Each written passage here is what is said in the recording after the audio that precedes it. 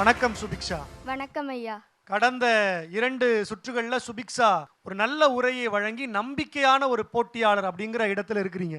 இந்த சுற்றுல சுபிக்ஷா என்ன பேசுவாங்க அப்படின்னு வீட்டில் இருந்து தொலைக்காட்சி பார்க்கிறவங்க கேட்குறாங்க. என்ன தலைப்பு?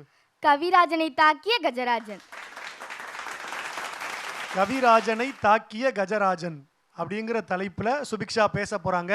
அதை மதிப்பீடு செய்கிறதுக்கு மகாகவி பாரதியினுடைய குடும்பத்தில் இருந்து அன்பிற்கினிய அண்ணன் நிரஞ்சன் பாரதி அவர்களோடு இணைந்து தமிழ் தந்த பொக்கிஷமான ரேவதி அம்மா, எங்கள் நெஞ்சத்திற்கு நெருக்கமான அண்ணன் மணிகண்டன் சிறப்பாக பேசுங்க. இது உங்களுக்கான நேரம். வாழ்த்துக்கள். நன்றி. சங்கத் தமிழையும் சங்கரா தமிழையும் வணங்கி தொடங்குகின்றேன். நான் ஏற்றுக்கொண்ட தலைப்பு கவிராஜனை தாக்கிய கஜராஜன். எப்படி என்றால் பாரதியை தாக்கிய யானை. ஆனால் பறக்கும் சிந்தனைகளை கனமான முண்டாசுக்குள் அடக்கி வைத்து அறம் பாடி திறம் படைத்த கவிராஜனே, வரலாற்று பிழை செய்த கஜராஜன் வந்திருக்கிறேன். ஆகாயத்திற்கு அப்பாலே பறக்கும் வல்லூரணி, இடி ஓசையில் கொட்டும் மழை கூட உன்னை தீண்டி பார்க்க தீயை துணை களைத்து வரும் நெருப்பு நீ. மன்னன் மணிமுடிகள் பதுக்கி வைத்த சிம்மாசனம் நீ. ஆண்டவனுக்கும் ஆறறிவுக்கும் பாட்டி எழுதிய புலவர்களுக்கு மத்திகள் என்னை போன்ற 5 அறிவுக்கும் பேசிய புலவன் நீதானே. காக்கை குருவி எங்கள் ஜாதி என்று சொல்லி என் தும்பிக்கைக்கும் நம்பிக்கை கொடுத்தவனே, மலை போல் பெருத்த எனக்கு உமது மகிமை தெரியாமல் மமதை கொண்டேனோ. சிவந்த கண்களில் எழுந்த சீற்றத்தை எரிமலை குழம்பா எடுத்துச் சொன்ன எட்டயபுர கவிராஜனே, 7 பிறவிக்கும் என் கடன் தீராதே. உன் முன் மண்டையிட்டு நிற்கிறேன், என்னை மன்னித்து விடு. பெற்று விட்ட பிள்ளைகளுக்கும் கால்பசியை போக்கியவனே, ஏற்றுக்கொண்ட மனைவிக்கும் கவிதை சோறு போட்டவனே, என்ன செய்வேன் நான்? கவிராஜனை இடறிய கஜராஜன் நான் என்று காலத்தினும் அழியாத கரும்பெயரை பெற்றுவிட்டேன். அன்று முதல் நான் பாவி என்ற நாமத்தையும் பெற்றுவிட்டேன். வள்ளுவனுக்கு இல்லாத நெருக்கடி உனக்கு இருந்த போதும், இளங்கோவிடம் இல்லாத புரட்சி உனக்கு இருந்த போதும், கம்பனுக்கு கிடைத்த உதவி எதுவும் உனக்கு வாய்க்காத போதும், மூவரும் இல்லாத மண்ணில் தமிழகத்தை தலை நிமிர வைத்த தலைப்பாகை கொண்ட தலைமகனே, என் துதிக்கை உன்னில் படாமல் இருந்திருந்தால் இன்னும் 10 ஆண்டுகள் கூடுதலாய் வாழ்ந்திருப்பாய். இந்த பைந்தமிழுக்கு இன்னும் 10,000 கவிதைகளை கொடுத்திருப்பாய். அச்சம் தவிர்த்தவனை அப்படியே சாய்த்து விட்டேன். அந்த பாவம் போக்கவே ஆலய வாசலிலே நான் அடங்கியே கிடக்கின்றேன். உன்னை தொட்டிருக்க கூடாது, தொட்டவுடன் தெரிந்து கொண்டேன் நீ மனிதன் அல்ல, மகான் என்று. இந்த கஜராஜன் கவிராஜனை ஒன்றும் செய்ய மாட்டேன் நம்பித்தானே வந்தாய். என்ன செய்வது? காட்டு விலங்குகள் தானே நாங்கள். பாழாய் போன ஹார்மோன் எங்களுக்கும் சுரக்கச் செய்கிறதே. கை குழந்தையாய் இருந்தாலும் கடமெடுத்து வந்தாலும் கண்ணியத்தோடு தானே இருந்தோம். சங்கிலிக்கு கட்டுப்பட்டா நாங்கள் இருந்தோம், உங்கள் நம்பிக்கைக்கு கட்டுப்பட்டுதானே இருந்தோம். நாங்கள் மனிதர்களை தரம் பிரிக்கவில்லை. வாழை மட்டைக்கும் அதே ஆசீர்வாதம் தான், வட்ட நாணயத்திற்கும் அதே ஆசீர்வாதம் தான். காட்டில் திசை தெரியாமல் வாழ்ந்து சுவடு தெரியாமல் போயிருக்க வேண்டிய என்னை வரலாற்றில் உன்னோடு சேர்த்து என்னையும் வாழ வைத்துக் கொண்டிருக்கிறாய். 1000 தீர்த்தங்களை சுமந்து வரும் நான் எந்த தீர்த்தத்தில் பாவம் கழிக்க போகிறேன்? மன்னித்து விடு. மறுபிறவி எடுத்து மறுக்காமல் இழுத்து வருகிறேன் உன் கவிதை தேரினை. மதிப்பிற்குரிய நிரஞ்சன் பாரதி ஐயா அவர்களே, உங்கள் தாத்தாவை தாக்கியதன் காரணமாக என்னை தண்டித்து விடாதீர்கள் ஐயா. நன்றி, வணக்கம். சுபிக்ஷாவினுடைய உரை உள்ளபடியே நெஞ்சுக்கு நிறைவான ஒரு உரையாக இருந்தது. உற்சாகமான கைத்தட்டல்கள்.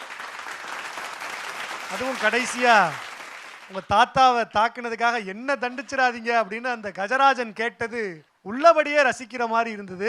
அப்ப முதல்ல அவர்கிட்டயே கேட்டுடலாமா? கேட்கலாம் ஐயா. எங்கள் அன்பிற்கினிய அண்ணன் நிரஞ்சன் பாரதி அவர். என்ன தண்டிச்சிடாதீங்க, தாக்காதீங்க நீ சொன்ன, ஆனா நீ இன்னைக்கு போட்டு தாக்கிட்ட உன்னுடைய பேச்சில். நன்றி ஐயா. முதற்கண் பாராட்டுக்கள். ஒரு வித்தியாசமான தலைப்பை நீ தேர்வு செய்தமைக்காக. அந்த தலைப்புக்கு நீ ரொம்ப நேர்மையாக இருந்ததும் பிடிச்சிருந்தது. தொடக்கத்திலிருந்து இறுதி வரை அந்த கஜராஜன் மட்டுமே தான் பேசினான். நீ வேற எங்கேயும் வெளியில் போகவே இல்லை. அந்த நேர்மை, அந்த ஒரு கட்டுப்பாடு உன்னுடைய பேச்சில் ரொம்ப ரசித்தேன். நன்றி ஐயா. நீ ரொம்ப ஒரு உரையை பேசிவிட வேண்டும் அப்படிங்கிற ஒரு பதற்றம் இல்லாமல் உண்மையாகவே பேசியது மாதிரி இருந்தது. நீ கஜராஜனாக உன்னை உணர்ந்து பேசியது போலத்தான் எனக்கு இருந்தது. பாரதி இந்த சம்பவத்துக்கு அப்புறம் அவருக்கு யானைகள் மீது வெறுப்போ அல்லது கோபமோ எல்லாம் ஏற்படலை. அதுதான் ஒரு கவிஞன் அப்படின்னு சொல்கிறோம். ஏன்னா ஒரு கவிஞனுக்கு இன்பம் துன்பம் ஏற்றம் இரக்கம் புகழ் வசையெல்லாம் கிடையாது, எல்லாமே ஒரு சம்பவம் தான். அதுபோல் இந்த ஒரு நிகழ்வையும் அவன் வந்து ஒரு கவிஞனாக இருந்ததுனால, பாரதி ஒரு கவிஞராக இருந்ததுனால ஒரு படைப்பாகவே பாரதி மாற்றினார்.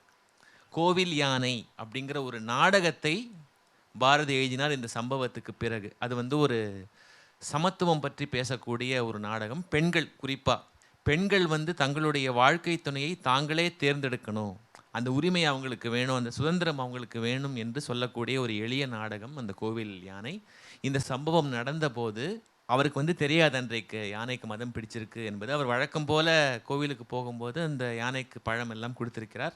யானை வந்து ஏதோ ஒரு மூர்க்கத்தில் அவரை தாக்கி விட்டது, கீழே விழுந்து மயக்கம் அடைஞ்சிட்டார்.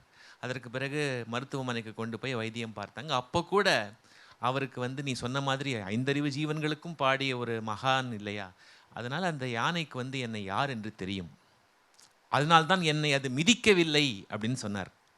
ஏதோ ஒரு கோவத்தில் தும்பிக்கையால் தள்ளி தான் விட்டது. அதனால் அந்த நிகழ்வை வந்து ஒரு அற்புதமான சுவாரஸ்யமான தலைப்பாக்கி எங்கள் எல்லோரையும் ரசிக்க வைத்த உன்னுடைய பேச்சுக்கு என்னுடைய பாராட்டுக்கள். நான் தண்டிக்கலாம் மாட்டேன்,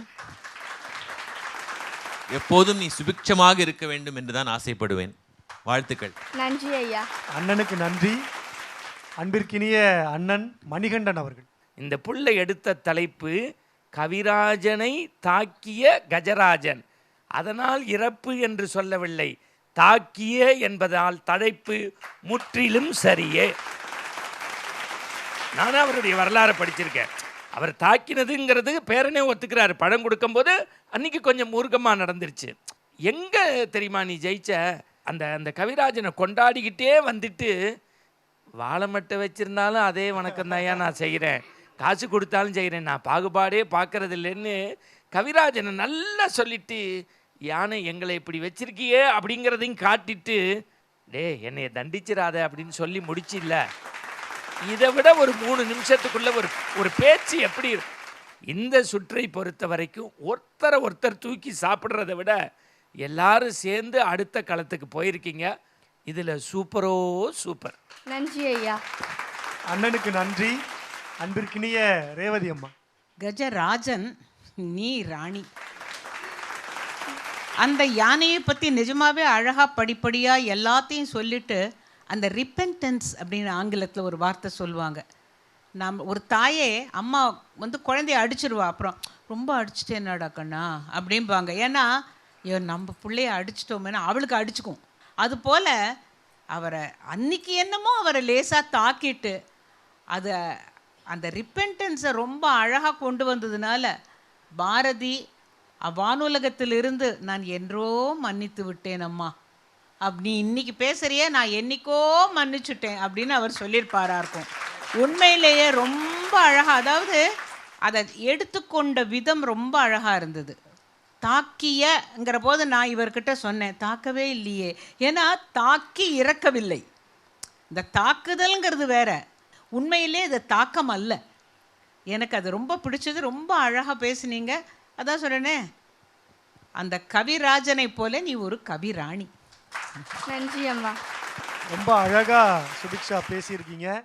யானை அடித்த முதல் சிங்கம்னா அது பாரதி தான் அப்படின்னு ஒரு ஹைக்கூ படித்த நினைவு. தாக்குதலை கூட சுபிக்ஷா தன் உரையால் அன்பின் தாங்குதலாக மாற்றி இருக்கிறார். ஒரு உற்சாகமான பாராட்டுக்கள் சுபிக்ஷாவுக்கு. அடுத்தடுத்த சுற்றுகளில் இன்னும் சிறப்பான உரையை வழங்க வாழ்த்துக்கள்.